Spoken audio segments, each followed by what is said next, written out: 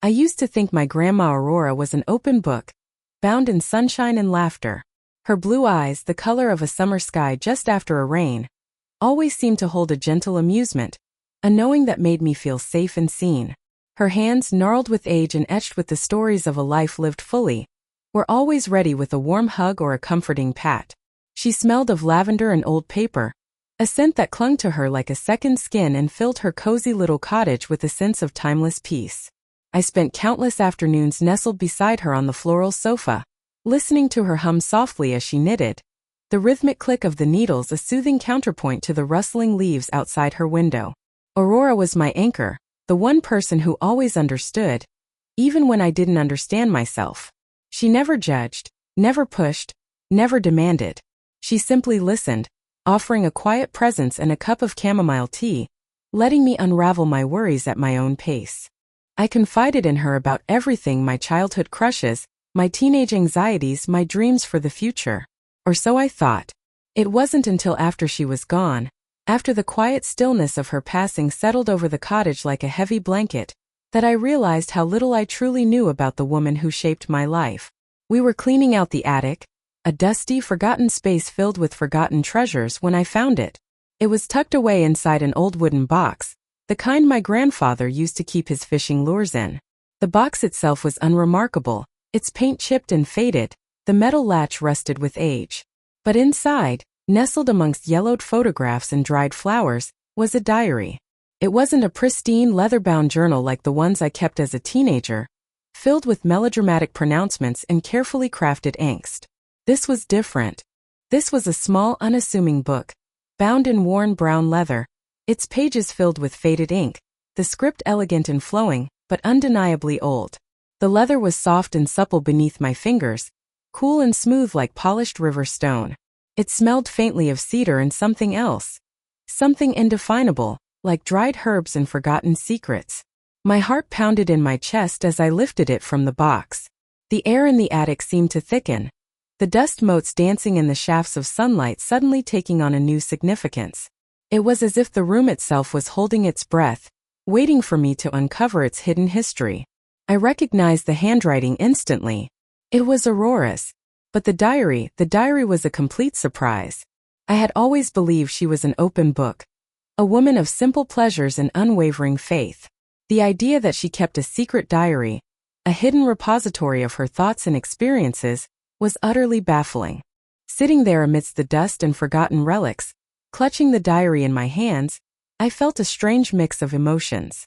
There was a sense of profound sadness, a recognition of the immense loss that Aurora's passing had left in my life. But there was also a thrill of discovery, a sense of anticipation, a feeling that I was about to uncover something extraordinary. I carefully opened the diary, its aged pages crackling softly as I turned them. The first entry was dated 1942. The ink was a faded sepia, almost brown, and the words seemed to leap off the page, pulling me back in time. "The world is at war," she wrote. "And my heart is at war with itself." My breath caught in my throat. This wasn't the Grandma Aurora I knew, the woman who baked apple pies and told bedtime stories. This was a young woman, living in a time of unimaginable turmoil, grappling with emotions I couldn't even begin to fathom. As I continued to read, the entries revealed a side of Aurora I never suspected existed. A forbidden love, a wartime sacrifice, a secret that had haunted her for decades. The diary spoke of a life filled with passion, pain, and resilience, a life lived against the backdrop of historical upheaval.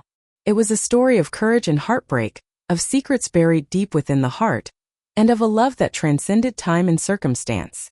I learned of a man named, but that's a story for later. The more I read, the more I realized that Aurora's life was far more complex and secretive than I had ever imagined. The woman I thought I knew, the woman who had been my guiding star, was a woman shrouded in mystery, her true self hidden beneath layers of time and experience. The discovery of the diary was like uncovering a hidden room in a familiar house. It changed everything, forcing me to reevaluate my understanding of Aurora, of my family, and of myself. It was a revelation that challenged my assumptions and opened my eyes to the hidden depths of the human heart. This diary isn't just a collection of words on paper. It's a window into another time, a portal to a life lived fully and passionately, a testament to the enduring power of love and sacrifice. It's a story that needs to be told, a legacy that deserves to be remembered. I know deep in my soul that Aurora wanted me to find this diary. She wanted me to uncover her secrets, to understand her struggles, to learn from her experiences. She wanted me to know the truth, even if it was painful. And so I will. I will delve into the pages of this diary, and I will share her story with you. I will unravel the mysteries of her past, and I will honor her memory by bringing her truth to light. This journey will be long, and it will be emotional. It will challenge us and it will inspire us. But I believe it will be worth it. Because within these pages lies a story that has the power to change us, to heal us, and to remind us of the enduring strength of the human spirit. If you'd like to keep me company as we explore these memories, please subscribe and stay close. Because this is more than just a story. It's a legacy, a love letter from the past, and a promise for the future. And I can't wait to share it with you. The scent of lavender always brings me back.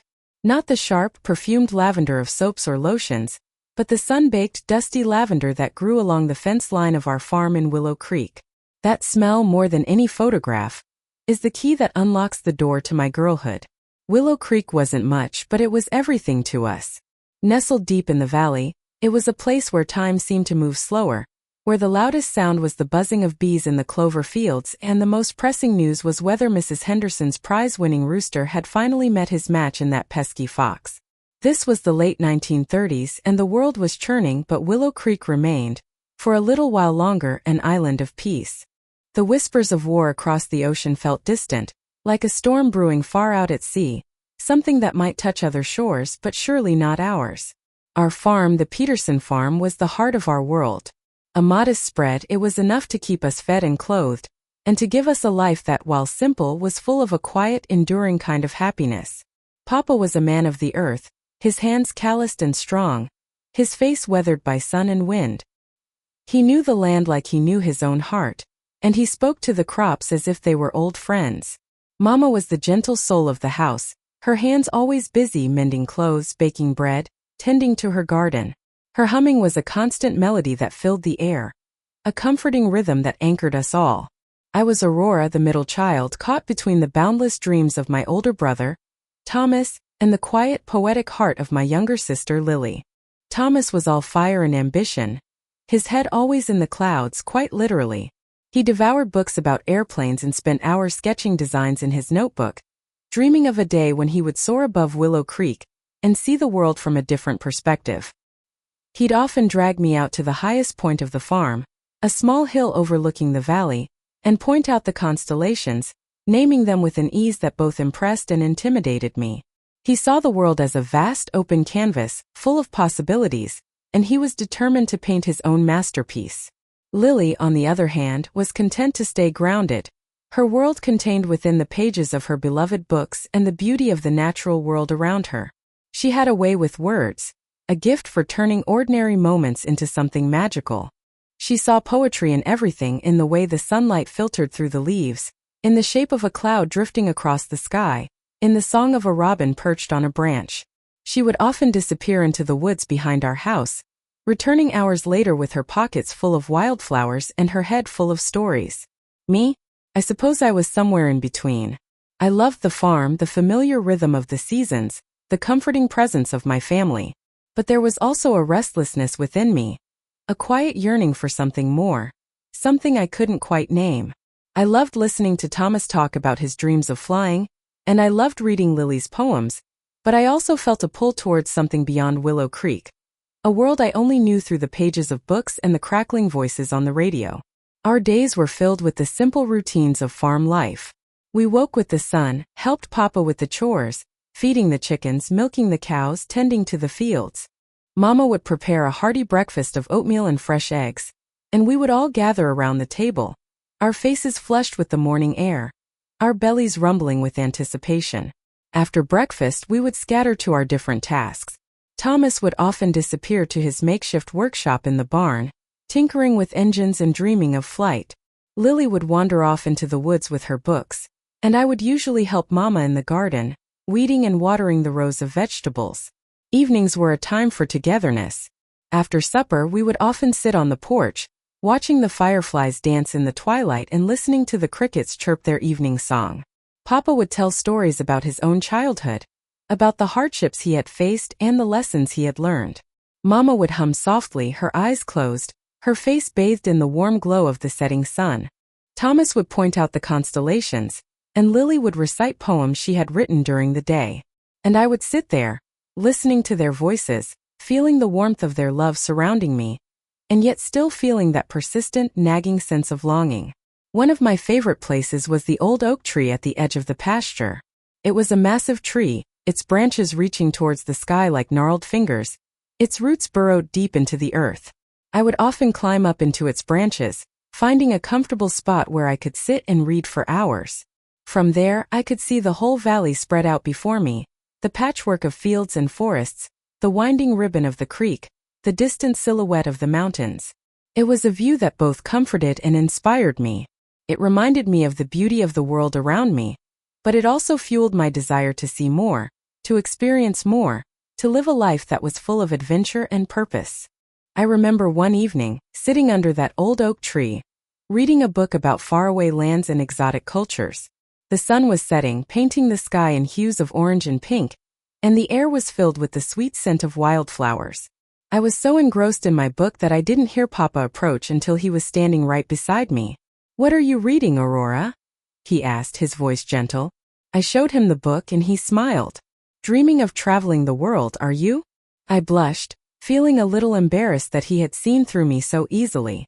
"Maybe," I said quietly. He sat down beside me, leaning against the trunk of the tree.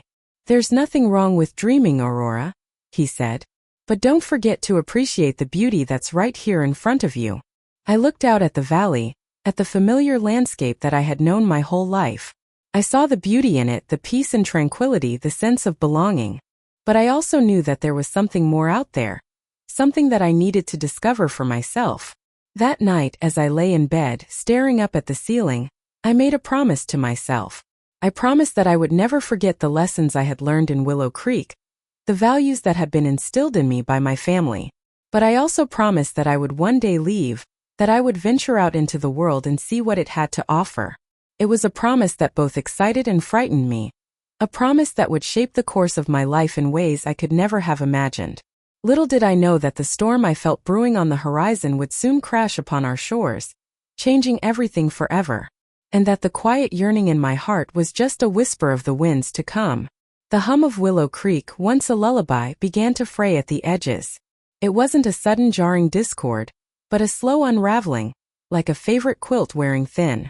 The news, delivered in crackling voices over the radio, spoke of places I couldn't quite picture, places with names that felt foreign and menacing.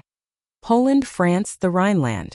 These were just sounds, really at first noises that seemed to belong to another world.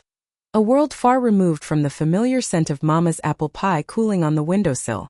But the whispers started. At the general store, where folks gathered to trade gossip and goods, the talk shifted from the price of corn and the health of Mrs. Henderson's prize-winning roses to the looming shadow across the ocean. Letters arrived, too, bearing news from cousins and uncles who had ventured beyond Willow Creek, finding work in factories humming with war production. Their words were laced with a mixture of excitement and apprehension, a sense that the world was on the precipice of something enormous, something that would touch us all, whether we wanted it to or not. Thomas, ever the adventurer, was practically vibrating with anticipation. He saw opportunity in the conflict, a chance to prove himself, to see the world beyond our little valley. He'd stand before the radio, his eyes gleaming, listening to the pronouncements of generals and politicians, dreaming of valor and glory. He spoke of enlisting, of fighting for freedom, his youthful enthusiasm blinding him to the grim realities of war. Mama and Papa, on the other hand, grew quieter, their faces etched with worry.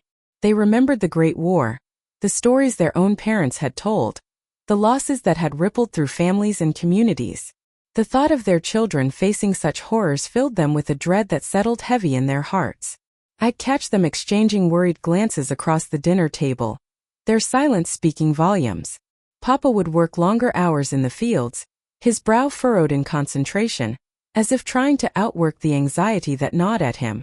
Mama would spend hours mending clothes, her fingers moving mechanically, her thoughts far away. And me? Well, I was caught in between. The romantic dreams that had filled my head just a short time ago seemed frivolous now, almost shameful. The world felt suddenly vast and dangerous, and the simple pleasures of Willow Creek seemed fragile, threatened. I started paying closer attention to the news, trying to understand the forces that were pulling the world apart. I read newspapers with a new intensity, searching for answers, for some sense of control in the face of the unknown. I felt a growing restlessness, a need to do something, anything to make a difference. The innocent girl who had dreamed of love and marriage was slowly giving way to a young woman aware of the weight of the world. A young woman grappling with questions of justice, sacrifice, and the fragility of peace. Then Elias arrived. He wasn't from Willow Creek. That was immediately apparent. Our boys were farmers, sturdy and sun-kissed, with calloused hands and easy smiles. Elias was different. He wore a uniform, though it was rumpled and travel-worn, and he carried himself with a quiet intensity that set him apart. He had dark, piercing eyes that seemed to see right through you, and a way of holding himself that suggested he was carrying a heavy burden. He came to the farm seeking work. Papa, ever the pragmatist, was hesitant at first. He didn't need another hand, not really, but there was something about Elias, a quiet desperation perhaps, that made him relent. "All right, son," he said, his voice gruff but kind. "You can stay for a while. We can always use the help." Elias didn't say much. He simply nodded, his gaze fixed on the ground. He took to the work with a quiet determination, his movements efficient and precise. He didn't join in the banter around the dinner table, preferring to observe from the sidelines. He was an enigma, a stranger in our midst, and I found myself drawn to him in a way I couldn't explain. Our first real conversation happened by accident. I was tending the vegetable garden, humming a tune under my breath, when I noticed him standing nearby, watching me. He wasn't staring exactly, but his presence was undeniable. I straightened up, wiping my brow with the back of my hand. "Can I help you with something, Elias?" I asked, my voice a little breathless.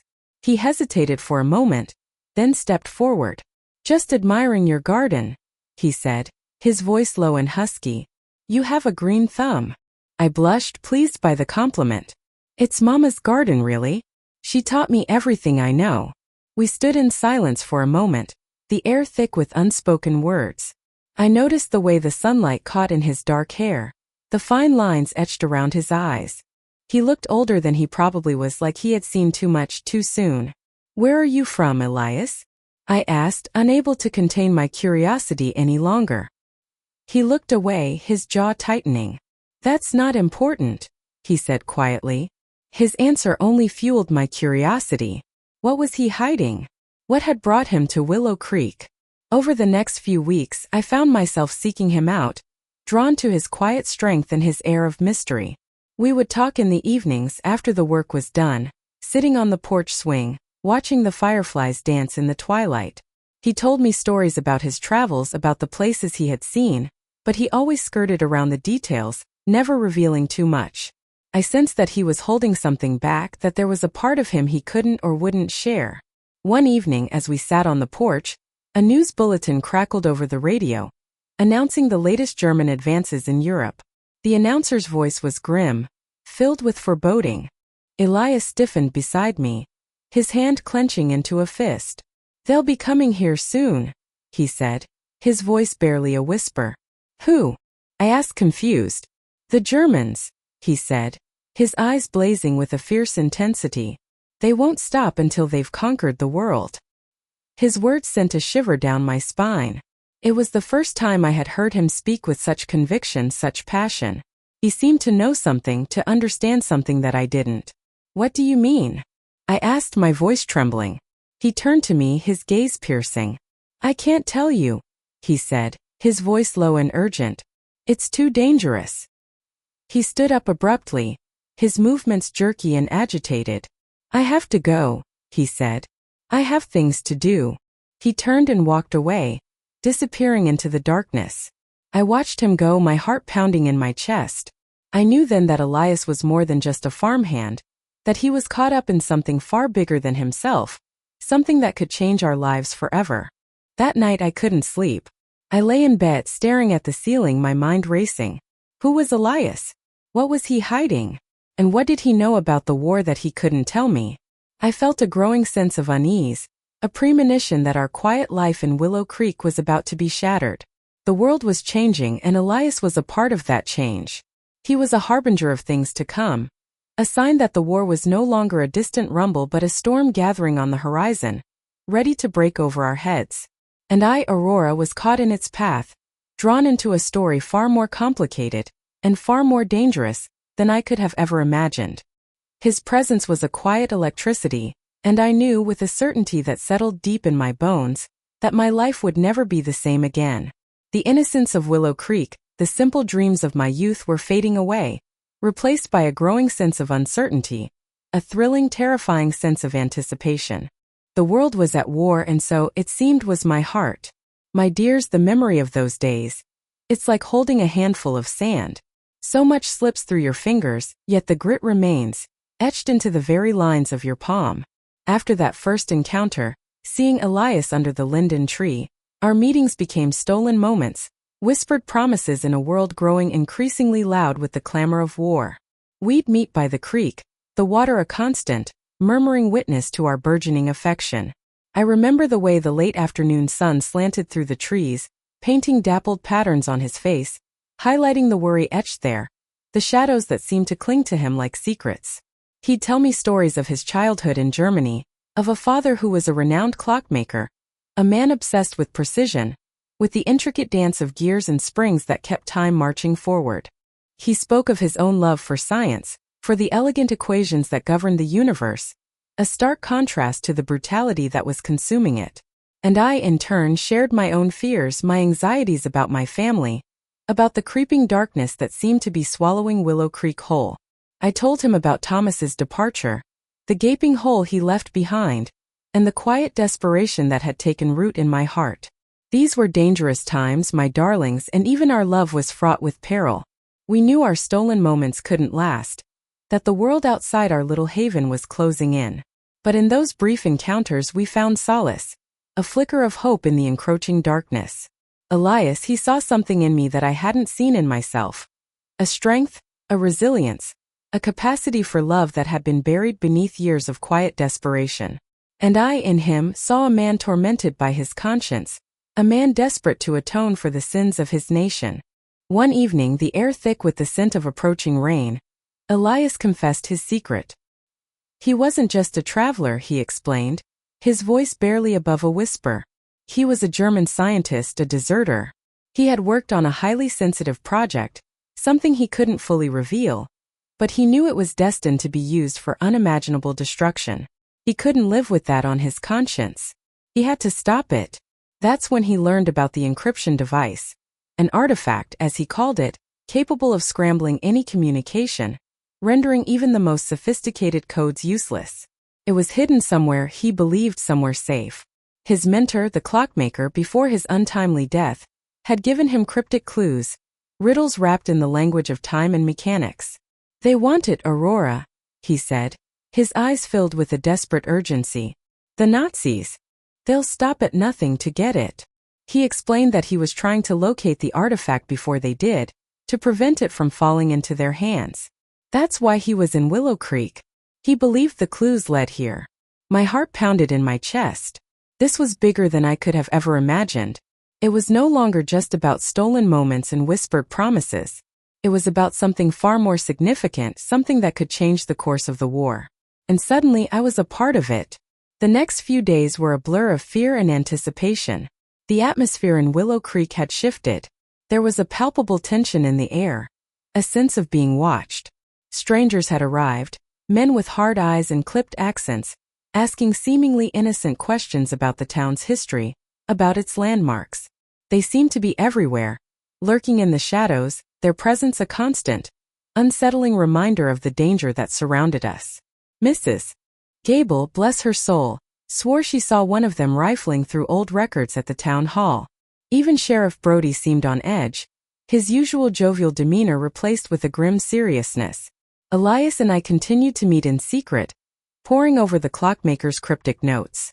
They were filled with references to weights and measures, to angles and arcs, to the intricate workings of timepieces. It was like trying to decipher a language I didn't understand.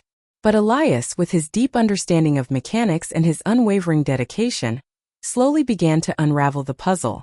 One evening, as we sat huddled together in the abandoned mill, the rain drumming against the corrugated iron roof, he let out a gasp.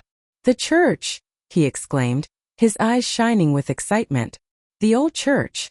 The one that was abandoned years ago. It's all there in the notes. The key is in the stained glass window. The one depicting St. Michael defeating the dragon. The angle of the sun, the weight of the glass. It all points to a hidden entrance. The old church. I hadn't thought about it in years. It stood on a hill overlooking the town, a silent sentinel, its stained glass windows long shattered, its roof partially collapsed. It was said to be haunted, a place of whispers and shadows. But according to Elias, it was also the key to preventing a catastrophe. That night, under the cover of darkness, we made our way to the church. The wind howled through the broken windows, carrying with it the scent of damp earth and decay. The moon cast long, eerie shadows across the crumbling walls, making the place seem even more desolate and forbidding. Inside, the air was thick with dust and the silence was deafening. We moved cautiously, our footsteps echoing through the cavernous space. The stained glass window depicting St. Michael was still intact, though cracked and faded. Following Elias's instructions, I climbed onto a rickety pew and carefully examined the window. He was right. There was a subtle difference in the weight of one of the glass panes, a barely perceptible bulge that felt oddly out of place. With trembling hands, I pressed on it. A low grinding sound echoed through the church, and a section of the wall behind the altar slowly slid open, revealing a dark, narrow passage. A labyrinth, hidden for generations. My heart leaped into my throat. This was it. The artifact. The key to preventing unimaginable destruction. But as I stood there, peering into the darkness, a wave of fear washed over me. This was no longer just about protecting Elias, about helping him to right the wrongs of his nation. This was about putting my family, my town at risk. What if the Nazis found out? What if they came looking for the artifact for Elias, for me? The diary, my faithful confidant, became my solace in those tumultuous days. I poured out my fears, my doubts, my conflicting emotions onto its pages. I wrote about my growing love for Elias, a love that had blossomed in the shadow of war, a love that was both a source of strength and a constant source of anxiety. I wrote about my duty to my family, to my community, to protect them from harm. And I wrote about my growing sense of responsibility, my realization that I could no longer stand by and watch as the world crumbled around me. My transformation was slow, gradual, but it was undeniable. I was no longer the quiet, reserved woman who had been left behind by her husband. I was becoming someone else, someone stronger, someone more courageous, someone willing to risk everything for what she believed in. The fear was still there, a constant companion, but it was no longer paralyzing. It was a catalyst pushing me forward, forcing me to confront my own limitations and to embrace the unknown.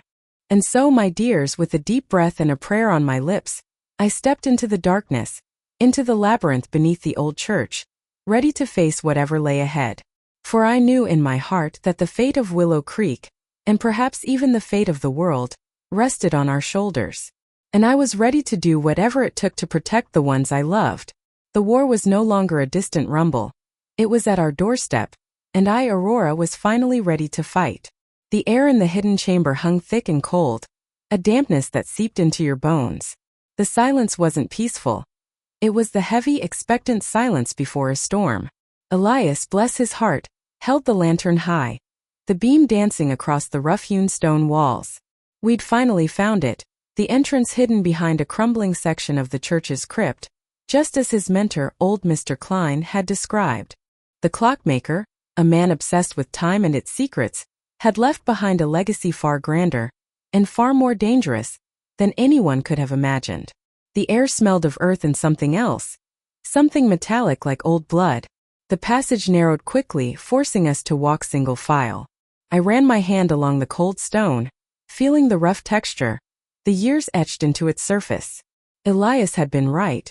This place had been forgotten for a long, long time. We navigated a series of tight turns, the lantern light revealing intricate carvings, symbols I didn't recognize, but that seemed to hum with an ancient energy. It was like stepping back in time, into a world of secrets and forgotten gods. Then we reached it. A heavy oak door, reinforced with iron bands, stood sentinel at the end of the passage. A final lock, a masterpiece of clockwork engineering, guarded the way. Elias, his brow furrowed in concentration, carefully examined the mechanism. It was intricate, a puzzle box of gears and levers. He pulled out a set of miniature tools, his hands moving with the practiced grace of a surgeon. Time seemed to slow, each tick of the imaginary clock echoing in my ears. I held my breath, the anticipation a knot in my stomach. With a soft click, the final tumbler fell into place. The heavy door creaked open, revealing a circular chamber. In the center, resting on a stone pedestal, was the artifact. It wasn't what I expected. Not a weapon, not a jewel, but a small, intricately crafted box made of dark, polished wood. It pulsed with a faint, inner light, a soft, rhythmic thrumming that resonated deep within my chest. Felt alive. But our triumph was short-lived. The sound of boots echoed from the passage behind us, harsh and unforgiving. Schnell! Schnell! The Nazi agents. They had followed us. Elias shoved me behind him, his eyes blazing with a fierce protectiveness. Aurora, take it. Get out of here. The chamber erupted in chaos. Gunfire cracked, the sound deafening in the confined space. Dust and debris rained down from the ceiling. Elias, agile and quick, moved like a dancer dodging bullets, his own pistol barking in response. I scrambled for the box, my fingers closing around its smooth, cool surface. No, Elias. I won't leave you.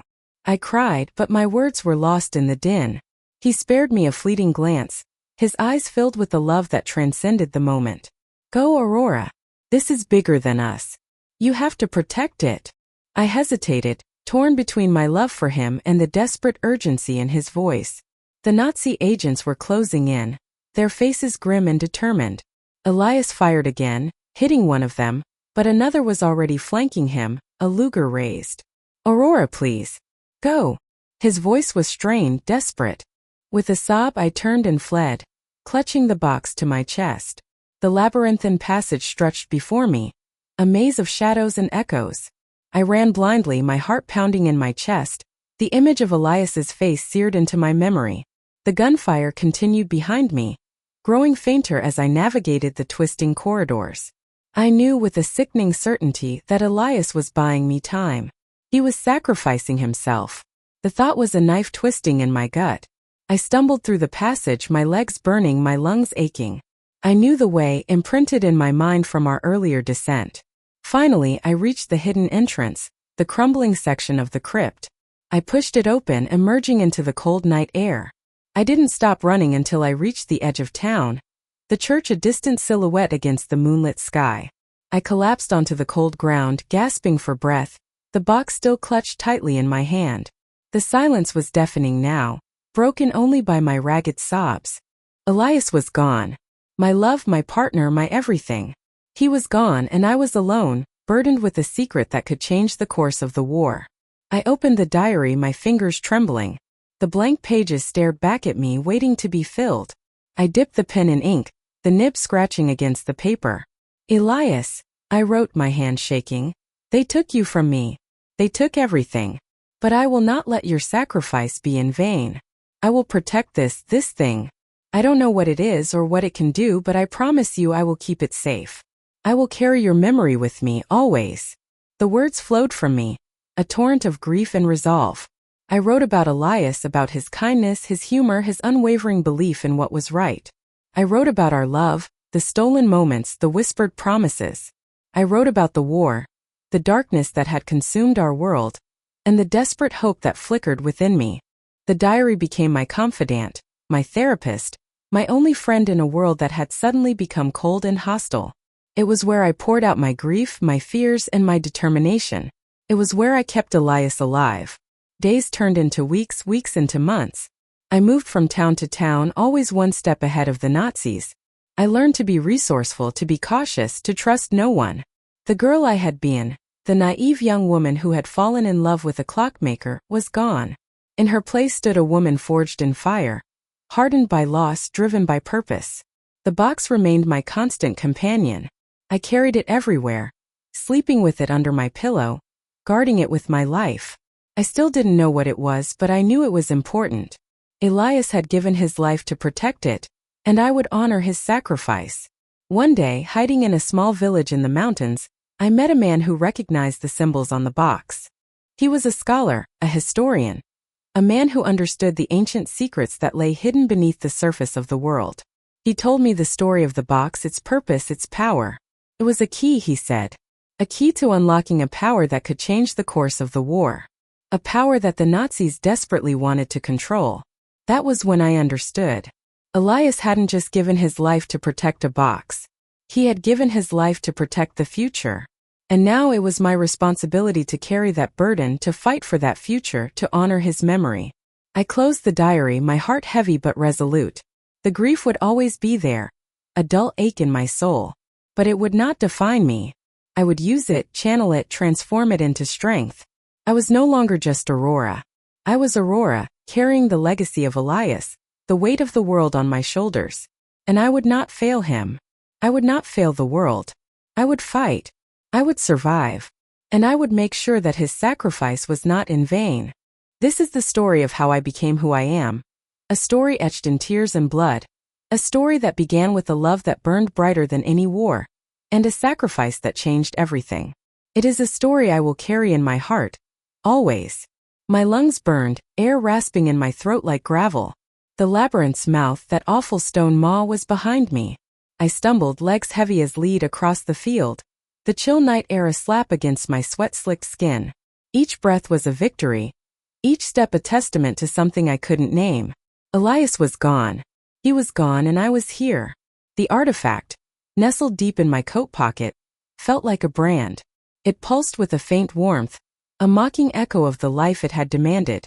I didn't understand it, not really, but I knew with a certainty that settled like ice in my bones, that I couldn't let anyone else have it. Reaching the house felt like a betrayal. It stood there, solid and familiar, bathed in the soft glow of the porch light, utterly oblivious to the carnage I carried inside. The scent of lavender from Martha's potpourri bowl in the hallway nearly made me gag. It was too clean, too normal. Elias would never smell lavender again. I slipped in, careful not to wake anyone. My reflection in the hallway mirror was a stranger, smudged with dirt, eyes wide and haunted. I avoided looking at it. The truth was too stark, too unbearable to face. The silence in our bedroom was a living thing. It pressed against me, suffocating, a constant reminder of the missing heartbeat, the absent warmth. I stripped off my clothes, the fabric stiff with dried mud, and something else. Something I didn't want to examine too closely. I showered, scrubbing until my skin was raw, trying to wash away the labyrinth, the sacrifice, the truth.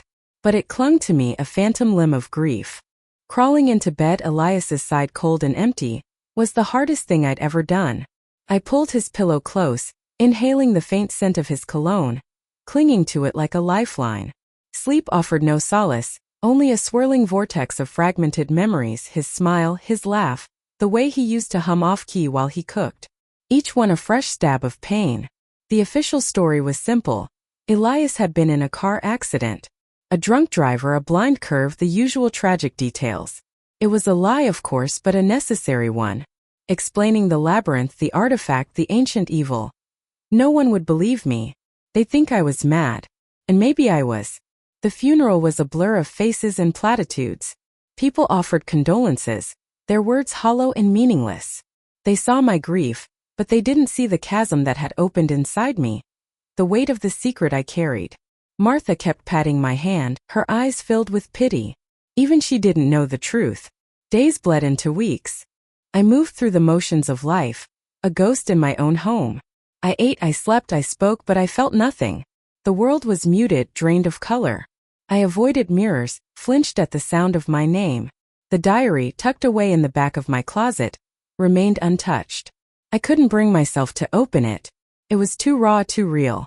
It was Elias's voice, and I wasn't ready to hear it again. The artifact remained hidden, wrapped in a silk scarf and buried beneath a pile of old sweaters. I could feel its presence, a silent hum of power that both terrified and fascinated me.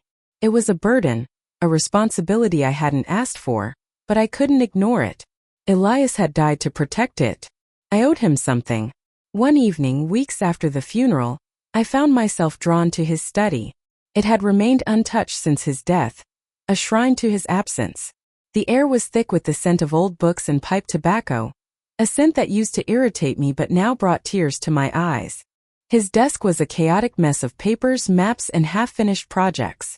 I ran my fingers over the worn surface, tracing the familiar grooves and scratches. There, tucked beneath a stack of research papers, was his notebook. It was filled with his familiar scrawl, a mix of meticulous notes and frantic scribbles. Most of it was Greek to me, arcane symbols and historical references that meant nothing. But then I saw it, a series of coded entries, hidden within a seemingly innocuous passage about ancient mythology. My heart pounded. Elias had always been secretive, especially about his research. He'd hinted at something big, something dangerous, but he'd never told me the full story. Now, staring at those cryptic symbols, I realized that he had been protecting me. I spent hours poring over the notebook, trying to decipher the code. It was slow, painstaking work, but with each small breakthrough, a spark of something ignited within me. It wasn't grief, not exactly.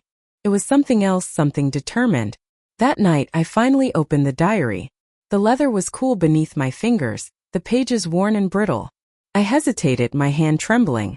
It felt like a violation, an intrusion into his private thoughts. But I needed to know. I needed to understand. The first entry was dated years ago, long before we met. It was a simple observation about a strange symbol he'd found etched into an old stone. The next few entries were similar, fragmented glimpses into his research, his obsession with the past. Then came the entries about the labyrinth. They were more detailed, more urgent. He wrote about the dangers, the sacrifices, the ancient power that lay hidden within. He wrote about his fears, his doubts, his unwavering belief that he was on the verge of something important. And then the last entry. It was dated the day he died. The handwriting was shaky, almost illegible. He wrote about the artifact, its power, its potential for good or evil. He wrote about the choice he had to make, the sacrifice he was willing to make. And he wrote about me. He wrote about his love for me, his gratitude for the life we had shared. He wrote about his hope that I would be strong enough to carry on, to protect the artifact from those who would misuse it. Tears streamed down my face, blurring the ink on the page. I clutched the diary to my chest, my body racked with sobs. He believed in me. Even in death, he trusted me. That night, something shifted within me. The grief didn't disappear, but it was no longer all-consuming. It was joined by something else. A sense of purpose, a flicker of resolve. I didn't know what the future held, but I knew what I had to do. I would protect the artifact. I would honor Elias's memory. I would decipher his notes, unravel the secrets he had guarded so carefully. I would become the protector he knew I could be. The next day, I visited the local library. I spent hours in the dusty archives, searching for clues, piecing together fragments of information. I learned about ancient civilizations, forgotten languages, and arcane symbols. I felt Elias's presence beside me, guiding me, encouraging me. I was still grieving, still broken, but I was no longer adrift. I had a purpose, a mission, and I would not fail him. My husband left me for my best friend. Yes, but he also left me with something far more profound. A reason to fight. And Grandma Aurora never backed down from a fight. Grandma sighs, the sound like rustling leaves in a late autumn wind. She adjusts the shawl around her shoulders, her eyes misting over as she looks out the window at the gathering dusk. Willow Creek. It became a cage, didn't it? A gilded cage, perhaps, lined with the bittersweet memories of Elias. But a cage nonetheless. After the funeral, after the whispers died down to a dull hum, Aurora knew she couldn't stay. The air itself felt thick with betrayal, with the phantom scent of his pipe tobacco and the ghost of Clara's laughter. Every corner of the house held a memory, sharp and painful, a constant reminder of what she had lost. So she packed. Not much, mind you. Elias's diary, of course, tucked safely amongst her few dresses. His notes, scribbled on scraps of paper, filled with equations and diagrams that seemed to dance just beyond her comprehension. And the artifact. Always the artifact. It felt heavy in her hands, a cold, smooth weight that both terrified and compelled her. Leaving Willow Creek was like tearing a piece of herself away. She didn't tell anyone she was going, not even Mrs. Henderson next door, who had always slipped Aurora extra cookies when Elias wasn't looking. A simple note on the kitchen table was all she left, a brief explanation that she needed to find herself. A lie, of course, but one she hoped would suffice.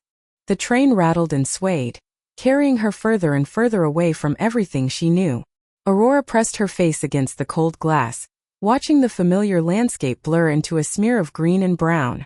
Each mile marker felt like a step further into the unknown, a step away from the grief that threatened to consume her. She chose a city not too big, not too small, somewhere anonymous, somewhere where she could disappear. She found a small, sparsely furnished room above a bakery, the scent of warm bread a comforting constant in the otherwise sterile space. The landlady, a stout woman named Mrs. Petrovich, was kind enough, but kept to herself, a blessing in Aurora's eyes. And then the real work began. Elias's diary became her Bible. She devoured it line by line, struggling to decipher his intricate handwriting and the even more intricate concepts he explored. It was a slow, painstaking process, like piecing together a shattered vase. Days bled into nights, fueled by strong coffee and a desperate desire to understand. The local library became her sanctuary. She spent hours poring over books on cryptography, mathematics, and history, her fingers stained with ink, her eyes burning with fatigue. She felt like a student again, albeit a very lonely one.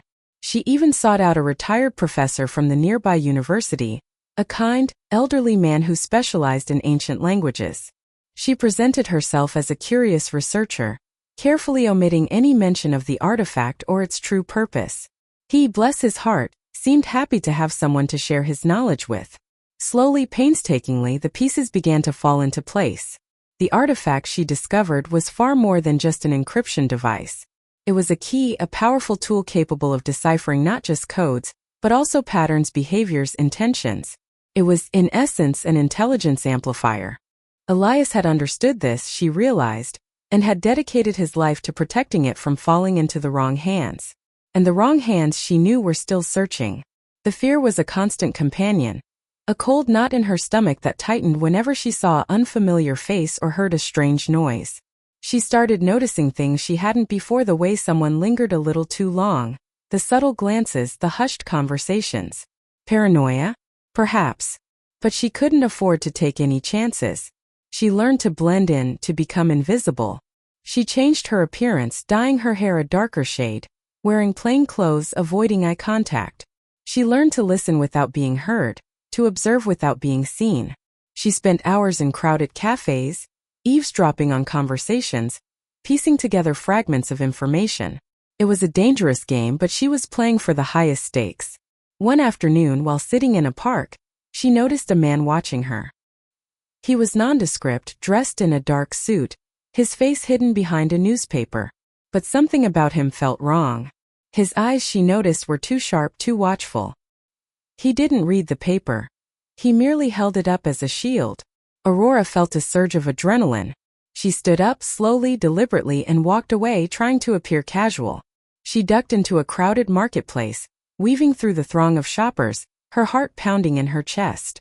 She looked back once, but he was gone. Had she imagined it? Was it just her paranoia getting the better of her? She didn't know. But she couldn't shake the feeling that she was being watched. The loneliness was the hardest part. The isolation, the constant fear, the weight of her secret. It was a heavy burden to bear. There were nights when she would lie awake in her small room, the silence broken only by the distant rumble of the city, and she would weep for Elias, for the life they had lost, for the future that would never be. But then she would remember his words, his unwavering belief in the power of knowledge, his dedication to protecting the artifact. And she would find the strength to go on. She began to train herself. Physically, mentally, emotionally. She took self-defense classes, learning to defend herself against potential attackers. She practiced observation techniques, memorizing faces, identifying patterns, anticipating movements. She meditated, learning to control her fear, to focus her mind. One evening, while working late in the library, she stumbled upon a coded message hidden within an old newspaper article. Using the artifact, she was able to decipher it. It was a message from a resistance group, operating in secret, fighting against the Nazi regime. A spark ignited within her. She wasn't alone. There were others who were fighting, who were risking their lives for the same cause. And perhaps, just perhaps, she could join them. She spent weeks tracking down the resistance group, following cryptic clues, deciphering coded messages. It was a dangerous game, but she was determined to succeed. Finally, she made contact. She presented herself cautiously, offering her skills, her knowledge, and the artifact. They were skeptical at first. Who was this young woman, claiming to possess such a powerful tool? But she showed them what she could do. She deciphered their codes. She anticipated their enemies' moves. She provided them with invaluable intelligence. Slowly, she earned their trust. She became one of them. She was no longer just Aurora, the grieving widow. She was Aurora, the protector, the guardian, the warrior. Grandma pauses, her eyes far away. She takes a deep breath, as if reliving the moment. It wasn't easy, my dear. It was a life filled with danger, with sacrifice, with loss. But it was also a life filled with purpose, with meaning, with hope. And it was a life that Elias would have been proud of. Because even in the darkest of times, even when she felt like she was drowning in grief and despair, Aurora found the strength to fight. She found the strength to protect what was precious. She found the strength to become the woman she was meant to be. And that, my dear, is a legacy worth remembering. The hum of the artifact, once a constant source of anxiety, had become a familiar companion. It sat nestled within the antique music box Elias had given me, its intricate carvings a silent testament to a love that transcended even the horrors of war. Each intercepted message, each subtly altered transmission, felt like a tiny victory, a step closer to a peace I desperately craved. I was but one thread in a vast network, a hidden cog in the machinery of war.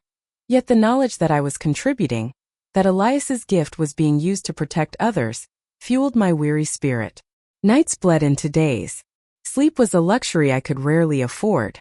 The attic room, my secret sanctuary, became a world unto itself, filled with the soft glow of the artifact and the rhythmic click of the telegraph. I learned to decipher coded messages with an almost instinctual ease, to anticipate enemy movements, to subtly steer them away from vulnerable targets.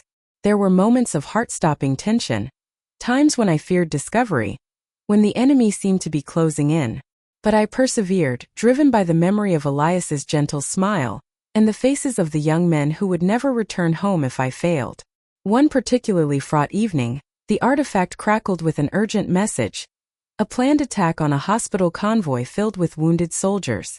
My heart pounded in my chest. I had mere hours to act. Working feverishly, I used the artifact to subtly alter the enemy's coordinates, diverting them just enough to miss their target. The relief that washed over me was almost debilitating. I sank back into my chair, trembling, the weight of responsibility momentarily crushing. I imagined the faces of the soldiers, their families, all spared from unimaginable grief because of the choices I made in this small, dusty room. As the months turned into years, the tide of the war began to shift. The Allied forces, bolstered by crucial intelligence and strategic advantages, pushed back against the enemy with increasing force. I knew in my heart that the artifact and the countless others working in secret like me had played a significant role in turning the tide. But the thought offered little comfort. The war had taken its toll, etching lines of worry on my face and leaving an ache in my soul. Then one crisp autumn morning the news arrived: the war was over. The silence that followed was almost deafening. The hum of the artifact seemed to soften, as if acknowledging the end of its purpose. I sat there, numb, unable to fully comprehend the magnitude of the moment. Years of vigilance, of fear, of relentless work, culminated in this single unbelievable truth: peace. The relief was profound, but it was also tinged with a deep sadness. Elias would never know. He would never see the world he had fought so hard to protect. I closed my eyes, picturing his face, his kind eyes, and allowed myself to grieve, to finally release the pent-up emotions that I had suppressed for so long. The days that followed were a blur of celebrations and somber remembrance. The world slowly began to rebuild, to heal. But for me, the war had left an indelible mark. I knew I could never return to the life I had known before. The quiet existence I had once craved now felt empty, meaningless. I needed to find a new purpose, a way to channel the strength and resilience I had discovered within myself. I decided to leave the town where I had spent so much of my life, the place where Elias and I had shared our dreams. I sold the house, packed my few belongings, and with the music box containing the artifact carefully tucked away in my suitcase, I set off for Willow Creek, a small, unassuming village nestled in the foothills of the mountains. Willow Creek was a haven for those seeking solace and healing. Many of its residents were war veterans, widows, and orphans, all struggling to cope with the aftermath of the conflict. I found a small cottage on the edge of town and began to immerse myself in the community. I volunteered at the local school, helping children who had lost their parents to the war. I spent hours reading to them, listening to their stories, and offering them a safe space to grieve and heal. I joined a community garden, where I learned to cultivate the land and nurture new life. I visited the Veterans Hospital, offering comfort and companionship to those who were still battling the demons of their past. Slowly, gradually, I began to find a new sense of purpose. I discovered that the strength I had found during the war could be used to heal, to comfort, to rebuild shattered lives. I learned to listen with compassion, to offer words of encouragement, to simply be present for those who needed it most. The artifact remained in the music box, a silent reminder of my past. I never spoke of my wartime activities, but the knowledge of what I had done, of the sacrifices I had made, shaped my interactions with others. I understood their pain, their struggles, because I had experienced them myself. Years passed. The lines on my face deepened, my hair turned silver, but my heart remained full. I became known as Grandma Aurora, a wise and gentle woman who always had a kind word and a warm smile for everyone she met. Children would come to me with their troubles, and I would listen patiently, offering them advice and a comforting hug. The veterans sought me out for quiet conversations, sharing their memories and their fears. The widows found solace in my presence, knowing that I understood their loss. I never forgot Elias. His memory remained a constant source of inspiration, a reminder of the power of love and sacrifice. The artifact tucked away in the music box became a cherished relic, a symbol of our shared past.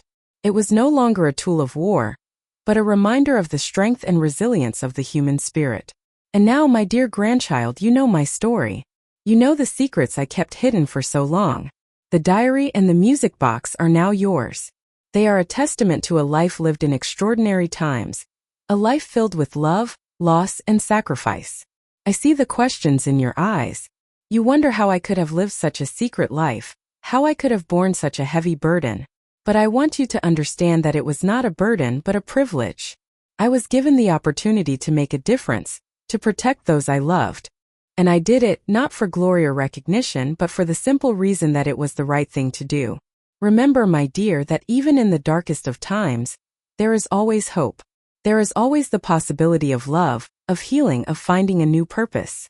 And never underestimate the power of a single individual to make a difference in the world. Now, close your eyes and listen to the music box. Let the melody transport you back to a time of war and sacrifice, but also to a time of love and hope. And remember, always remember, the story of Grandma Aurora, the woman who found peace in the midst of chaos, and who learned that the greatest victories are often the quietest ones. The diary ends there, its final words fading into the silence of the room. I close the worn leather cover, my heart overflowing with a mixture of awe and gratitude. I finally understand. Grandma Aurora, the gentle, serene woman I have always known, was so much more than she seemed. She was a warrior, a protector, a beacon of hope in a world consumed by darkness. And the music box, with its silent artifact, is a testament to her extraordinary courage and her unwavering love. I carefully place it back on the shelf, knowing that it will forever serve as a reminder of the legacy she left behind. A legacy of strength, compassion, and the enduring power of the human spirit. I see her face in my mind's eye, her gentle smile, and I know that her story will continue to inspire me, to guide me, for the rest of my days. The war may have ended long ago, but her battle, her quiet, persistent battle for peace and healing, lives on in me. The dust motes danced in the afternoon sun, a silent ballet performed on the worn pages of Aurora's diary. I closed the leather cover, the faint scent of lavender and old paper clinging to my fingers. The story was complete, or at least as complete as any life story can ever be. It wasn't just a story, though. It was a map, a guide to a landscape I hadn't realized existed, the hidden interior of my grandmother's heart. Before, Aurora was just Grandma, a warm presence, a purveyor of cookies and bedtime stories. The stories themselves, I remembered them now with a clarity that surprised me. They weren't just whimsical tales spun for a child's amusement. They were parables, veiled lessons, echoes of her own life woven into fantastical narratives. The princess trapped in a tower waiting for rescue was Aurora. Trapped by circumstance, by societal expectations, by the weight of responsibility. The brave knight who fought dragons wasn't some fairy tale hero, but the quiet, unwavering strength she displayed every day, battling the dragons of hardship and heartbreak. I remembered the story of the little bird with a broken wing, nursed back to health and then set free. As a child, I'd seen it as a simple tale of kindness. Now, I understood it was about letting go, about the bittersweet joy of allowing those you love to fly, even if it meant they might fly away from you. The diary had given me more than just facts. It had given me understanding. It had stripped away the layers of time and familiarity, revealing the woman beneath the grandmother, the woman who had loved fiercely, suffered deeply, and ultimately, chosen to live with grace and courage. My own life in comparison felt small, petty even. My husband Mark leaving me for Sarah, my best friend. It had felt like the end of the world. The ultimate betrayal. I'd wallowed in self-pity, convinced I was unlovable, unworthy. But Aurora had faced betrayals and heartaches that dwarfed my own. And she had not only survived but thrived. She had built a life of meaning and purpose, even after her own world had crumbled around her. I thought of the letter from Thomas, the love she'd lost during the war. The raw, aching pain in her words was palpable, even after all these years. Yet, she hadn't allowed that loss to define her. She had found love again, albeit a different kind of love, with my grandfather. A love built on companionship, respect, and a shared life. And even then, she carried the memory of Thomas, not as a burden, but as a precious part of her history. Aurora's legacy wasn't in some hidden treasure, some grand secret revealed. It was in the quiet strength she embodied, in the wisdom she imparted through her stories, in the unconditional love she showered upon her family. It was in the way she had faced adversity with unwavering resolve, in the way she had found joy in the simplest of things. It was in the way she had lived. I got up and walked over to the window. The sun was beginning to set, painting the sky in hues of orange and purple. The old oak tree in the backyard stood tall and proud, its branches reaching towards the heavens like supplicating arms. I remembered Aurora telling me that tree had been planted the year she was born, a silent witness to her life. I thought about my own life, about the choices I had made, the paths I had taken. I had allowed Mark's betrayal to define me, to steal my joy, to cloud my vision. I had forgotten who I was, what I was capable of. But Aurora's story had reminded me. It had reminded me that I was stronger than I thought, that I was resilient, that I was worthy of love and happiness. It wasn't about forgetting the pain, or pretending it didn't exist. It was about acknowledging it, learning from it, and then moving forward, carrying the lessons learned with me. It was about choosing to live, to embrace life, to find joy in the everyday moments, just as Aurora had done. I realized with a sudden clarity that Aurora's story wasn't just about her.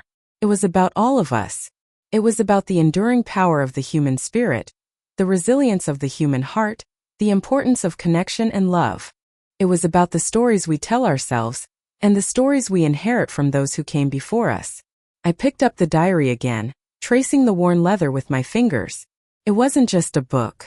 It was a lifeline, a connection to the past, a guide to the future. It was a reminder that even in the darkest of times, there is always hope, always light, always love. The stories Aurora had told me as a child, the ones I had dismissed as mere fairy tales, now resonated with a profound truth. They were not just stories, they were maps, guiding me through the labyrinth of life, showing me the way to navigate the treacherous terrain of loss and heartbreak. I thought of the story of the woman who had lost everything, but who still managed to find beauty in the world, who still found joy in the simple act of breathing. That was Aurora. That was her legacy. To find beauty in the face of ugliness, to find joy in the midst of sorrow, to find strength in the face of adversity. I smiled, a genuine smile that reached my eyes. I was no longer the broken woman who had stumbled upon this diary. I was something more. I was a woman who had been touched by the past, who had been inspired by the courage of her grandmother, who had been given a new perspective on life. I knew that the pain of Mark's betrayal wouldn't disappear overnight. But I also knew that I could survive it. I could learn from it. I could grow from it. I could become a stronger, more resilient, more compassionate person because of it. I would honor Aurora's legacy by living my life to the fullest, by embracing every moment, by finding joy in the everyday, by loving fiercely and without reservation. I would tell her story, not just the story in the diary, but the story of her life, the story of her courage, the story of her love. I would pass it on to future generations so that they too could be inspired by her example. I thought about my own future, about the possibilities that lay ahead. I didn't know what the future held, but I knew that I was ready to face it, whatever it may bring. I had a new sense of purpose, a new sense of direction. I was no longer lost. I had found my way thanks to Aurora. I decided to start a journal of my own. Not a diary necessarily, but a place to record my thoughts, my feelings, my experiences. A place to explore my own inner landscape, to discover my own hidden strengths, to find my own voice. I would write about Aurora, about her life, about her legacy. I would write about Mark, about the pain of his betrayal, about the lessons I had learned. I would write about the future, about my hopes, my dreams, my aspirations. I would write my own story, just as Aurora had written hers. And I would share it with the world so that others could be inspired, so that others could find hope, so that others could know that they are not alone. I closed my eyes for a moment, taking a deep breath. The scent of lavender and old paper filled my senses, a comforting reminder of Aurora's presence. I felt a sense of peace, a sense of closure. The journey was over, but the adventure had just begun. The story of Aurora's hidden diary had come to an end, but the story of her life and the story of my own would continue to unfold, one page at a time. And I knew with absolute certainty that Aurora would be with me, every step of the way, guiding me, inspiring me, loving me from beyond the veil of time. Her love was a legacy, an inheritance more valuable than any treasure, a beacon that would light my path for the rest of my days. That night I slept soundly for the first time in months. The nightmares had vanished, replaced by dreams of Aurora, of laughter and sunshine, of love and hope. I woke up feeling refreshed, renewed, and ready to face the day. The sun was shining brightly, and the birds were singing. It was a beautiful day, a day full of possibilities. And I was ready to embrace it with all my heart. The next morning I went to visit Sarah. It wasn't easy. There was still hurt, still anger. But I knew I couldn't move forward until I had faced her, until I had forgiven her. Not for her sake, but for my own. The conversation was difficult, filled with tears and apologies. But in the end we were able to find some common ground, some understanding. We wouldn't be best friends again, but we could at least be civil, respectful. And that was enough. As I walked away from her house, I felt a weight lifting from my shoulders. I had forgiven her, and in doing so, I had freed myself. I was no longer bound by the chains of anger and resentment. I was free to move on, to build a new life, to find new love. And I knew with a certainty that surprised me that I would. Here we are at the edge of Aurora's story, a story woven not just with the threads of betrayal and heartbreak, but with the shimmering gold of resilience and the quiet strength of a love that refused to be extinguished. It's a story, my dears, that reminds us that even in the darkest corners of our lives, a single spark of courage can ignite a flame bright enough to light the way forward. Aurora, you see, wasn't just a woman scorned. She was a garden tended with unwavering care, that even when trampled upon bloomed again, stronger and more vibrant than before. The pain of her husband's betrayal, compounded by the sting of her best friend's treachery, could have withered her spirit. It could have turned her into a bitter, resentful woman, forever haunted by the ghosts of what was lost. But Aurora, blessed with a spirit as boundless as the prairie sky, chose a different path. She chose to heal, to forgive, and to rebuild a life that was even more beautiful and meaningful than the one that had been stolen from her. And that, my loves, is the true essence of her story. It's not just about a husband who strayed or a friendship that crumbled. It's about the indomitable power of the human heart to overcome adversity, to find solace in the face of sorrow, and to emerge from the ashes of despair with a renewed sense of purpose. It's about the quiet heroism of everyday life, the courage it takes to keep going when the world seems to be conspiring against you, and the unwavering belief in the possibility of a brighter tomorrow. Her hidden diary, those pages filled with unspoken thoughts and carefully guarded emotions, wasn't just a record of her pain. It was a testament to her strength, a roadmap to her healing, and a beacon of hope for anyone who has ever felt lost or broken. Each entry, each carefully chosen word, reveals a woman grappling with profound emotions, yet refusing to be defined by them. She poured her heart onto those pages, not to wallow in self-pity, but to understand herself, to process her pain, and to ultimately forgive those who had wronged her. And in that act of forgiveness she found her freedom. She released herself from the shackles of resentment and bitterness, allowing her heart to heal and her spirit to soar. She understood that holding on to anger was like drinking poison and expecting the other person to die. It only served to consume her from the inside out, preventing her from moving forward and embracing the possibilities that lay ahead. Aurora's story isn't just a story of survival. It's a story of transformation. It's a story of a woman who, faced with unimaginable heartbreak, chose to rise above it, to learn from it, and to use it as an opportunity to grow into a stronger, more compassionate, and more resilient version of herself. She didn't let the betrayal define her. She redefined herself in its wake. She discovered a hidden wellspring of strength within herself, a strength she never knew she possessed. And that, my dears, is what makes her story so inspiring. It reminds us that we are all capable of overcoming even the most difficult challenges, that we all have the power to heal from our wounds, and that we all have the potential to create a life that is filled with joy, purpose, and meaning, no matter what obstacles we may face. The secret to her resilience, I believe, lay in her unwavering belief in the power of love. Not just romantic love, but the love she had for her family, her friends, and even for herself. She understood that love was the antidote to hate, the balm for sorrow, and the foundation upon which a happy and fulfilling life could be built. She cherished the small moments of joy, the simple acts of kindness, and the connections that nourished her soul. She found solace in the beauty of the natural world, in the warmth of the sun on her skin, in the gentle breeze rustling through the leaves, and in the comforting presence of her beloved garden. She cultivated a deep connection with the earth, finding peace and tranquility in its rhythms and cycles. And of course, she found strength in her granddaughter, the one who now shares her story with you all. The love between them was a constant source of comfort and support, a bond that transcended generations and provided a lifeline through even the darkest of times. Aurora poured her wisdom and her love into her granddaughter, teaching her the importance of resilience, forgiveness, and the unwavering belief in the power of the human spirit. Now, my dears, if Aurora's story has touched your heart, if it has resonated with your own experiences, then it has served its purpose.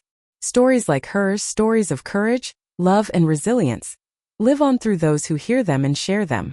They remind us that we are not alone in our struggles, that others have faced similar challenges and emerged stronger as a result, and that we too can find the strength to overcome whatever obstacles life may throw our way.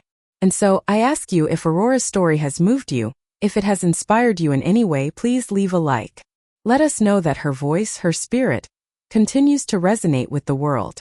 And if you'd like to hear more stories of remarkable women, women who defied expectations, women who overcame adversity, women who lived lives of courage and compassion, then please subscribe to our channel. We have many more tales to share, tales that will inspire you, challenge you, and remind you of the incredible power of the human spirit.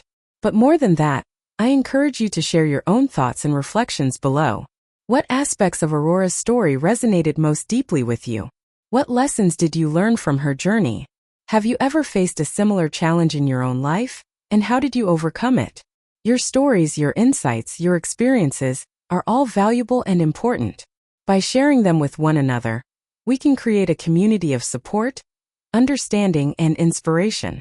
And finally, I leave you with this question, a question that has been swirling in my own mind ever since I first discovered Aurora's hidden diary. What secret do you believe Grandma Aurora held closest to her heart? Was it the pain of betrayal? The joy of forgiveness? The strength of her resilience? Or perhaps it was something else entirely, something that only she truly knew. Think about it, my dears, ponder it in your hearts. And perhaps in the quiet moments of your own lives, you will find the answer. Perhaps in the echoes of Aurora's story, you will discover a new understanding of yourself, of your own strength, and of the enduring power of love. Aurora's legacy lives on, not just in her story, but in the hearts of all those who have been touched by her courage, her compassion, and her unwavering spirit. Let us carry that legacy forward. Let us strive to live lives that are filled with love, kindness, and resilience. And let us never forget the power of a single spark of courage to ignite a flame that can light the way for generations to come. Remember, my darlings, you are stronger than you think, more loved than you know, and capable of achieving more than you ever imagined.